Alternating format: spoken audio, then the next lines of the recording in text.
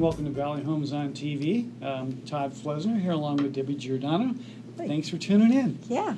We're glad to see you. You've joined us here on Channel 26 in Milpitas, where you can tune in Monday, Wednesday, and Friday afternoons, Saturday and Sunday mornings. We're glad that you're with us. So, Debbie, you brought a guest. I did. So this is Vanessa Nielson, as in the Nielson ratings, with a staging company called Encore Staging. Correct. Welcome. Thank you for having me. Yeah, and you're local here in Milpitas. Absolutely. Yeah, so that's nice, and thank you for taking the time to come and be a guest on our show and talk about a big facet of the real estate industry, staging. Yeah, it's humbling to be a part of the big picture, this small little ant, but to be able to see the changes in the industry, seeing the growth and the speed as to, the real estate process. Okay. And yeah. Well, before I turn it over to Todd, I know he has a lot of questions. We kind of begin checking with our guests, finding a little bit about them, where you grew up, where you were educated, and what brought you to this area. Okay. Fully loaded. Okay. Yeah. Fully loaded. I actually grew up here in San Jose. I went to Independence High, but I left for a while, went down to UC Santa Barbara, and then lived in Santa Monica. So I did real estate down there, worked with my broker doing staging. So the staging down there is very different. It's a different market. Okay. So then I came back up here to start my own business. So basically after growing up in a family where my father's a tailor, my mom's a stylist, and me loving design, always making clothes for myself, using patterns, but knowing how to use a sewing machine and whatnot, so that got me to be very creative. I would make accent pillows for my friends' birthdays. Oh, yeah. Interesting. Okay, well, so you've always been into kind of design and fashion. How about your schooling or other background that brought you into this field? Which applies and doesn't apply, but fortunately it applies in the sense I studied communication. Okay. And you can communicate visually, which is what I'm doing, other forms of communication, radio, TV, whatnot, but I like to communicate through design. So I like being able to put pieces together where now it creates that dream home, that lifestyle that people seek when they're buying a house. So no more empty walls. I think that's a little bit hard right now to imagine when you're seeing things on your computer, on your phone, and that's how the real estate platform is these days, is online when they see the photos. So I like to be able to create that lifestyle. Okay, well, before we delve a little bit deeper into your business, so just the last question about your background, though. What do you like most about living in the Bay Area? The diversity, that's Okay. for sure. So you can get any type of food, you can see any type of people. So it's very diverse, and being able to go to the beach, to Santa Cruz, going up to the city, San Francisco, staying in the suburbs, hiking, Elm Rock Park. So there's just a lot of different things that you can do, and it's very family-oriented. Okay. Good. So you've talked a little bit about design, communicating to people, presenting property. What is it really the stager does? A stager, okay, so we're the glorified housekeepers, if you will. Okay. Well, for homes that are not vacant, we come in and assess. What should we keep? What should we remove? Okay. Okay. And so the day-to-day living that families have is what we actually have to remove to show a clean, more real estate, more interiors versus more furniture. So it takes away some function, a lot of function, and it's more design. So it looks more open, more spacious. And it brings up the design to something that's on trend. Versus, let's say, you do have a more traditional chair. These days, when people are looking for lifestyle designs, you're going to bring something more lighter, brighter, more contemporary feel. So I work with homeowners' stuff. If there's something that I know can be reused and, embellished with my stuff, then, it's great for them. So, again, your clients, they are sellers? Sellers, homeowners, yeah, anyone How about a buyer that might want to buy a home and look to you to help do some decorating? We have that, and a lot of our clients are ones who sell their house, the homes that I stage. They go and buy another house, and they bring me over to their new home. Good. Well, Okay. All right. So there are a number of companies around that do staging and help in that aspect of real estate sales. What is it that's specific about your company that maybe makes you unique, makes you different? I think with design, it's so subjective. So one can say one's design is unique, and I'd like to think that. I'd like to keep it on trend. So, but it's so subjective because another homeowner, another agent might like a different design. The other thing that might make me unique is my customer service. Okay. I've always been in customer service, and I remembered an old boss telling me, "Vanessa, you're too nice." So I don't know what to say about that, because in real estate, in staging, it's all about service. And so if there are things that someone doesn't like, we try to fix it. So. Yeah. So my just to tag a little bit on that. So achieving the results, and I guess how do you measure? How do you measure whether there's a successful formula or not? I know in real estate we just talked offline about the pricing and how crazy things have gone, and we know you set a price and you get X amount of dollars over the price, so you can measure that success. How do you measure that in your business? So same thing for us. We get repeat clients, or we get a lot of people calling in. I saw your staging at such and such property. I saw your reviews on Yelp.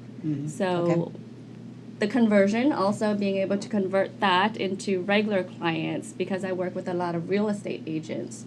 If they don't like my work, they'll find another stager. And many times if their stager is busy, they find me, and then they stick with me. So I measure how many times they come back. You know, you can see that. Okay. Well, you talked about utilizing some of the pieces that maybe a homeowner has that's already there. Is that typical of what you do, or do you have your own furniture? We own everything. Oh, you do? Okay. We own every single piece. However, there are situations when homeowners are still living there during the sale. Okay. So they want to be able to keep their mattress because they're sleeping on it, or they want their dining table. So then if it's a piece that we can work with, we embellish on it. Okay. So do you have like a design style or a signature that's yours? It's on trend and contemporary, and it's fresh and light. Okay. So for me, who's somebody who doesn't follow, the current trends, how do you stay up on that? I mean, trade shows. I go to a lot of trade shows. I'm always online looking at magazines. I rarely have time to go to an actual store, a retail store. Because I'm usually at properties, but then I'll always stay current with the offerings from my manufacturers, from my vendors. So I look through catalogs. So, Vanessa, and what I see another asset of your business would be in the staging process, because of the way you work and how you do this, you appeal to a broad range of buyers. So a seller looking to sell their property wants to appeal to a number of buyers and not exclude them. So is that not the case? That is the case, and that is the biggest challenge, is to be able to stay on top of the trend with your furnishings. But the most challenging part when you're working with the homeowner stuff, sometimes they might not have the most on-trend thing. But when you can clean up their house and create that cohesive design with your pieces mixed with theirs, and they have very specific designs. For instance, you can have a homeowner who has a mid-century design. I would have to bring in pieces to work with that. Okay. Let me ask one more question. This is I'm fascinated by this business. Is the trend now to go all neutral walls, or is it still one red wall? Is that? It seems like that's now not a trend anymore. It's no longer a trend. You want to keep it as neutral as possible. And as light colored. And light color. So you got the grayish going on is a term that's happening. So you had the Navajo white, which was a popular beige.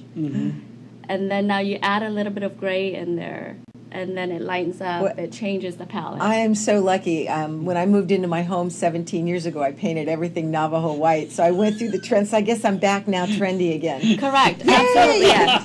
And that's such a chameleon color. It works with anything. It is. It works and with that's why anything. Builders use it, right? So you got to go with what the builders are recommending.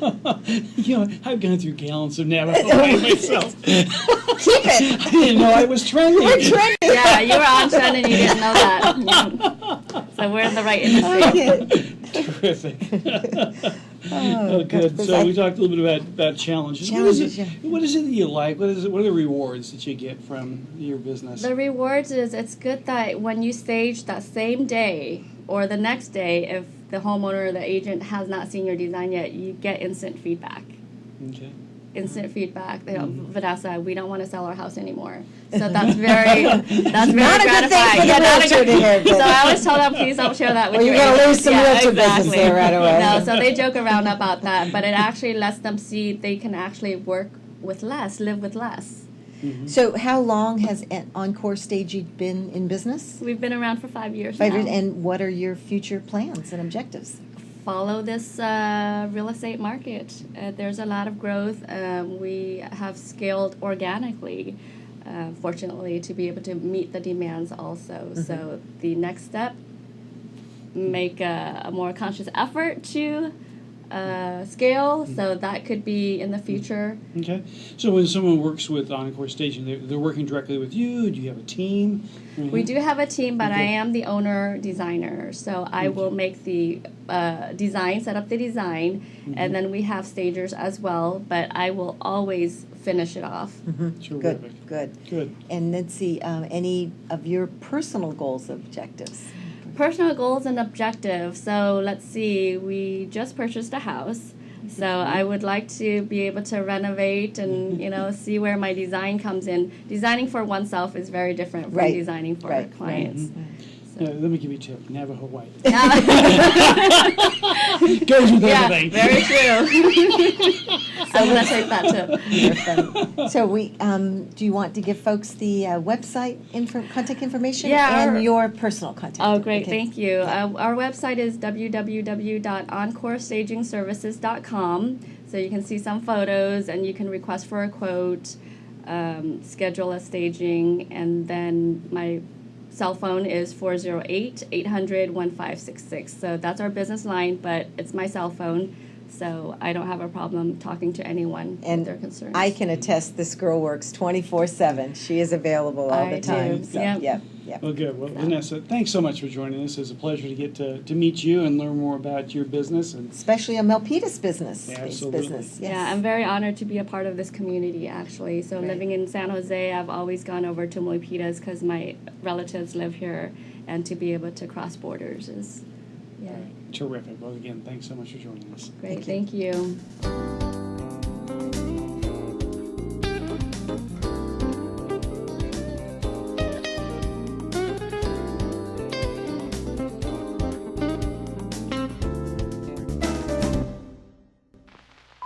The following is a public service announcement test to determine if you need a fishing license and boat registration before you head out on the water.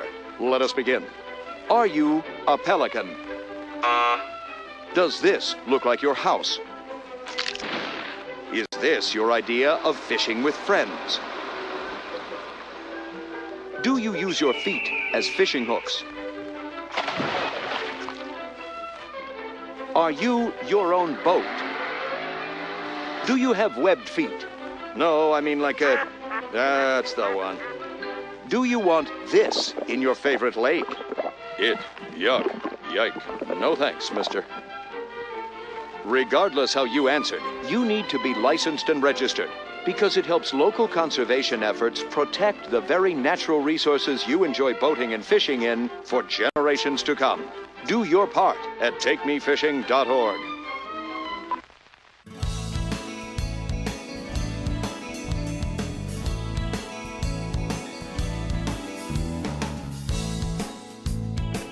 Hello there, everyone. This is Debbie Indahart Giordano, along with Todd Flesner, our local loan broker expert, bringing you our monthly wrap-up. This is Valley Homes on TV. We interview guests around town and different people that make Milpitas work and a great community. And now we're going to present to you what Todd and I feel is important in the impact in the Milpitas real estate market. So Yeah, it's been, we're coming here to the end of 2017. we are. And I know we'll take a look at some numbers here in a little bit, but if you had to summarize 2017, what would you say in terms of the real estate market? Well, definitely brisk. I went to a broker's meeting this morning, and we talked about days on market, which is something I don't bring into my report, but we're at 21 days for days on market. And actually, it could even be shorter. A lot of agents put listings on and then do a due date for offers. So they actually extend that days on market artificially. So what is that days on market? I mean, what does that really measure? Is that from the time the property hits the open market to the time that it's closed? That it goes into pending, That it goes into into pending. escrow pending, yeah. Okay. And then it's typically 30-day, that Right. is to close the escrow. So, the days on market is the marketing time for that property to go into Okay. pending status. All right. And how would that compare to what is traditionally? Again, we talked about that this morning, interestingly enough. Traditionally, it's been around 30 to 35 days. Okay. So it's a little bit shorter, but in general terms, to encapsulate the 2017 real estate market, fast. It has been brisk. It has been brisk. So, I got your interest rate report. Thank you very much that you send me every week. So let's Yeah. start off with, looks like a bump in interest rates. Yeah, a little bit of an increase here recently. And if you watch the Dow Jones, we're at an all-time high. We've been hitting all-time highs here recently. And that is what pulls money into the stock market and away from bonds.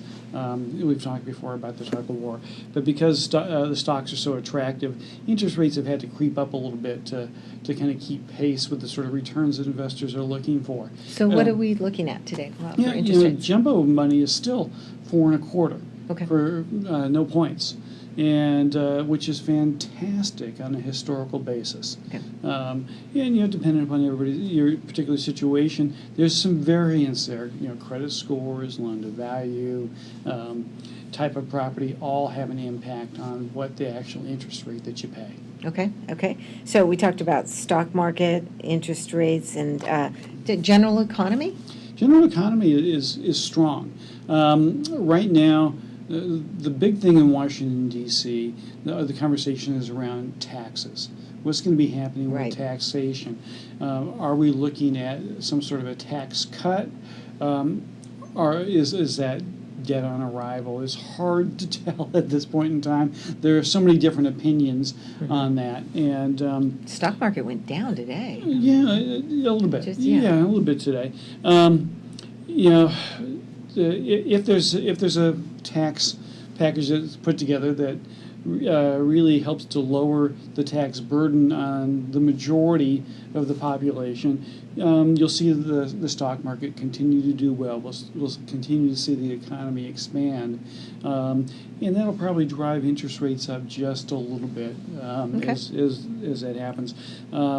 But if nothing happens, it's really a status quo. All right. Well, before I go into the MLS numbers, one last question. We were talking offline. You're involved with reverse mortgages? Yeah, absolutely. Can you tell me, how does that work, the reverse mortgage? Well, reverse mortgage is for homeowners who are 62 years of age or older.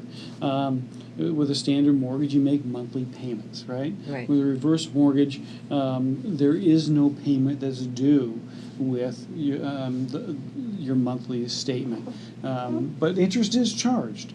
So the bank will defer that interest while the homeowner lives in the home. Okay. All right, and then either at the time that they're deceased, or they sell the property, move it into assisted living, whatever the case may be, then that loan becomes due and is due and payable. Now, reverse mortgages used to have a very, very bad reputation, and that they would suck the equity out of a home. And there have been a lot of reforms in that market, and the way that reverse mortgages are put together now, they really are, I think, an effective planning tool for folks to use in retirement, particularly if cash flow is a concern for someone, to be able to get rid of a mortgage payment and be able to really use the equity that's in that property. And when I run those illustrations, we can take a look at how a property might be projected to grow in equity in the future. Sure. And how much